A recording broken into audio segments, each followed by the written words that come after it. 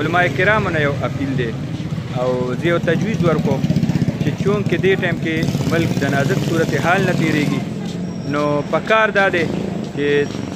د سهار او په ماسخوتن منځ کې د قنوت نازله آغاز وکړي. کوم صورتحال چې مخې ته ورځ په ورځ راځي نو زما خپله اندازه دا ده چې خلک لاکډاون ته تیاروي او ذهني طور باندې او د دې انتظامات کېږي چې کوم یو ځای بل ځای مسافر خلق دي او لرې لرې خلق دي. السلام علیکم ګرانو کتونکو، زه یم تفهیم. دې ټایم کې زه نوشهره کینټ مین بازار کې ولاړ یم. دغه مین بازار او دا مارکیټ دی چې دلته کې د خپې او ښودو ځای نه نن دویمه ورځ د حکومت د طرف نه چې کوم د بازارونو د بند ساتلو هدایات جاري شوي دي نو بازار تاسو ته ښکاري او د بازارونو مختلفې حصې هم تاسو ته سکرین باندې په نظر راځي. جنرال بس سټینډ دا تاسو ګورئ او کوم صورتحال چې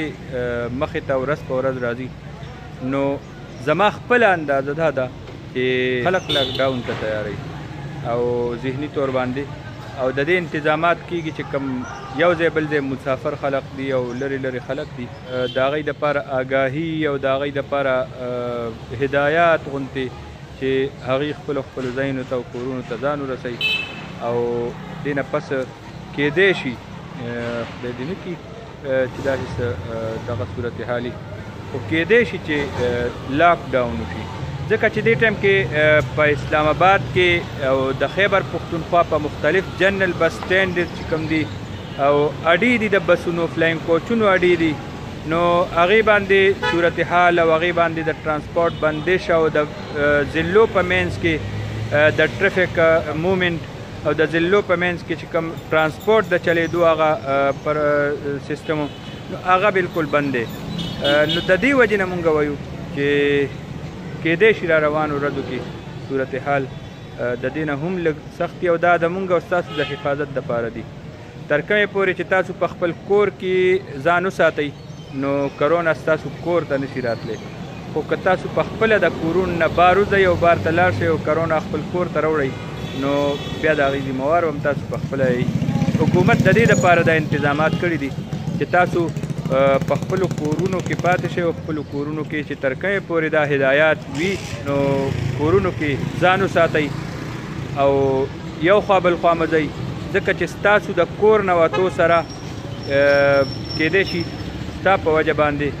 کور ته دغه وایرس په څه صورت هم راورسي. نو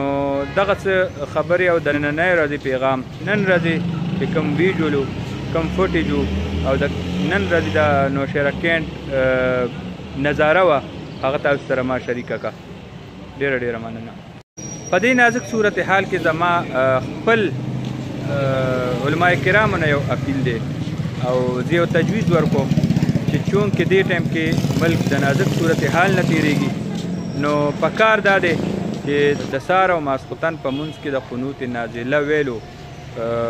آغاز وکړي تر هغې پورې چې د ملک دا صورتحال او ټول مسلمانان او ټول انسانیت